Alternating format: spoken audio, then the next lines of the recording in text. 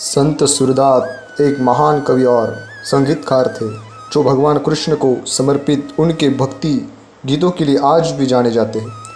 आज हम आपको सूरदास जी से जुड़ी वो कथा सुनाते जा रहे हैं जब उन्होंने भगवान श्री कृष्ण को देखते ही उनसे अंधत्व का वरदान मांग लिया था। संत सूरदास एक महान कवि और संगीतकार थे जो भगवान कृष्ण को समर्पित उनकी भक्ति गीता को लिए आज भी माने जाते हैं।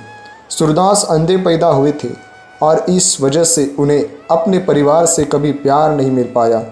उन्होंने 6 साल की छोटी उम्र में वे अपना घर छोड़ दिया और बहुत कम उम्र में भगवान कृष्ण की स्तुति करने लगे। इतिहासकारों के अनुसार संत सूरदास का जन्म 1478 में हरियाणा के फरीदाबाद में सीए गांव में हुआ था। हालांकि में कुछ लोगों का दावा है कि उनका जन्म आगरा के पास रुकटा में हुआ था। कथाओं के अनुसार सूरदास के संगीत उम्दा कवियों को कविता खूब प्रशंसा मिली। जैसे जैसे उनकी ख्याति दूर दूर तक फैली, मुगल बादशाह अकबर उनके संरक्षण बन गए।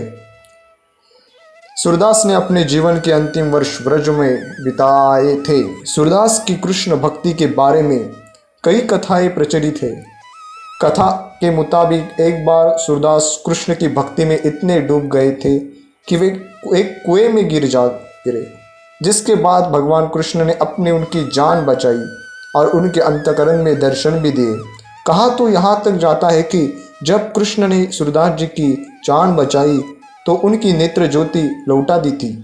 इस तरह सूरदास ने इस संसार में सबसे पहले अपने आराध्य प्रिय कृष्ण को ही देखा था। कहा जाता है कि कृष्ण ने सूरदास की भक्ति से प्रसन्न होकर जब उनसे वरदान मांगने को कहा तो सूरदास ने कहा, मुझे सब कुछ मिल चुका है, आप फिर मुझे अंधा कर दे, क्योंकि वह कृष्ण के अलावा किसी अन्य को देखना नहीं चाहते थे। सूरदास की रचनाओं के कृष्ण में प्रति अटूट प्रेम और भक्ति का वर्णन मिलता है।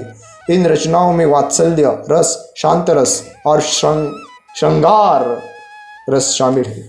सूरदास ने अपनी कल्पना के माध्यम से अनेकों ग्रंथ लिखे।